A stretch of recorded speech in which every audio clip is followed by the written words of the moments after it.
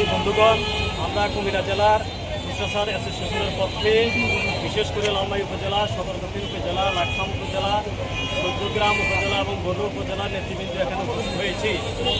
গত কয়েকদিন আগে কৃষি মন্ত্রণালয় থেকে একটা অধ্যাদেশ জারি করে আমাদের 44,000 খুচরা বিক্রেতার কার্ড বাতিল করা হয়েছে। এর প্রতিবাদে আমরা মানববন্ধন উপস্থিত হয়েছি। সম্পূর্ণ অন্যায় এবং বেআইনিভাবে আমাদেরকে বাদ দেওয়া হয়েছে।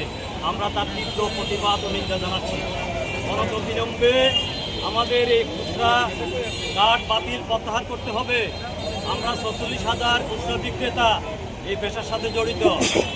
আমরা যথাযথ সরকারকে 30,000 টাকা জামানত দিয়ে 2009 সালে আমরা খুচরা সারের অন্তর্ভুক্ত হয়েছি। সরকার আমাদেরকে যথাযথ ইসলামের মাধ্যমে আমাদেরকে কার্ড প্রদান করেছে।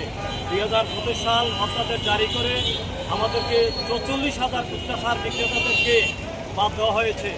যথাযথ প্রক্রিয়া অনুসরণ না করে সম্পূর্ণ বেআইনিভাবে এ পদ্ধতি অনুসরণ করা হয়েছে, যার ফলে আমরা 44,000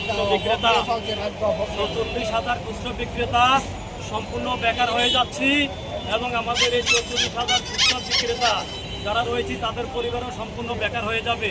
তাই আমরা সরকারের কাছে মাননীয় প্রধান উপদেষ্টা, মাননীয় কৃষি উপদেষ্টা, মাননীয় সচিব মহোদয়ের কাছে বিনীত আবেদন, আমাদের মানবিক দিক বিবেচনা করে আমাদের 44,000 খুচরা বিক্রেতাদের পূর্বের ন্যায় ব্যবসা পরিচালনা করার জন্য সুযোগ প্রদান করিতে আপনার মর্জি হয়।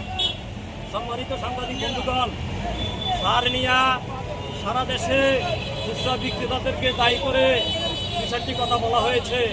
আমি বলতে চাই, সার কেলেঙ্কারির সাথে আমরা খুচরা বিক্রেতারা কোনো অংশে দায়ী নয়। আপনারা জানেন মাছরাঙ্গা মাছ খায়, কিন্তু আসলে মাছরাঙ্গার ওয়েট যতটুকু সে ততটুকু খায়। আসলে সত্যিকার অর্থে পুকুরে বড় বড় মাছটি বড় বড় পাখি যারা তারাই খায়।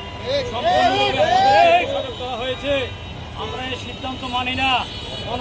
অনতিবিলম্বে আমাদের এই 44,000 খুচরা কার্ড যেটা বহাল রাখতে হবে।